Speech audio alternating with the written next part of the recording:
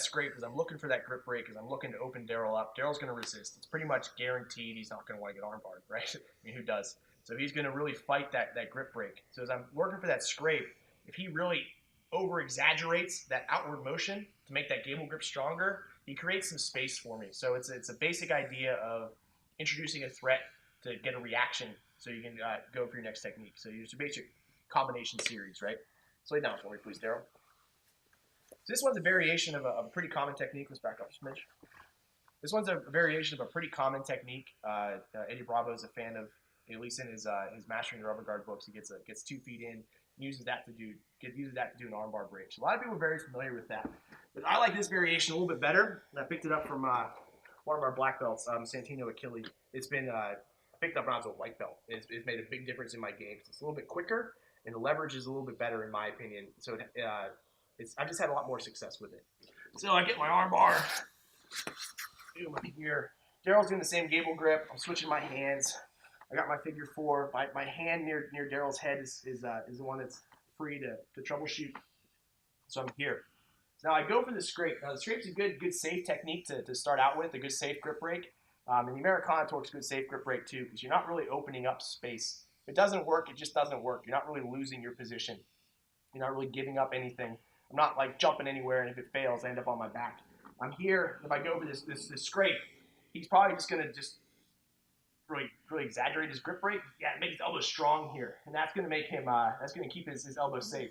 Now, when that technique fails, Daryl's position doesn't improve. My technique just didn't work. So when I go here, that's going to open up something for me though. So nice safe option. So as soon as Daryl does this, see how his elbow flares out a little bit more, creates this pocket in here. So we see this gap. I'm going to stick my foot in that hole. Start using that to break that grip. Now when I do this, I want to point my toes.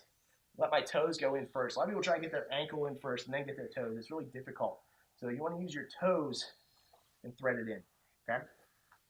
So here, starting to scrape, really exaggerates that. I hang onto the elbow. I keep that pressure in so he keeps that space open for me. Now I'm crunching forward and pulling my heel in. So it's a little bit of it feels counterintuitive at first. I don't want to lean back and try and set this, because now I'm taking my leverage away, open up space. I want to be here nice and tight, in, point my toes, and set my foot in. Now when I set my foot in, I'm going to curl this, keeping my heel kind of in his armpit. I don't want my foot to shoot through like this. I lose a lot of my leverage. I want to keep my heel inside, my ankle inside his armpit, right on his bicep, so my heel's kind of on the underside of his armpit, while my toes are lacing across the outside of his elbow. Here. This is a nice strong position for me. So I get that hooked in. There's a lot of pressure. Now, sometimes you get one leg. Most of the time, the guys you roll with, they're too strong to do that. So I'm going to put my foot on top of this foot, just heel on heel. And nice and tight. Use that to break my grip and lay back to get the arm bar. And keep this pressure down and keep that arm from coming back in.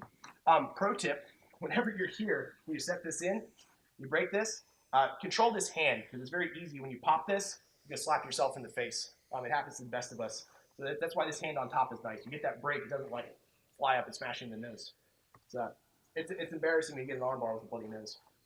So I'm here, set the scrape, he starts resisting, boom, set my foot inside, keep my heel inside. Break that grip, and go through.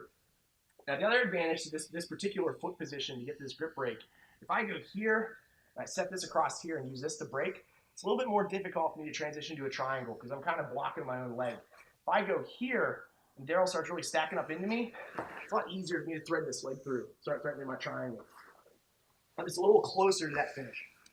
So that's your foot in triangle finish I picked up from Santino. It's pretty high effective, high efficiency, very effective technique. I think you'll like it.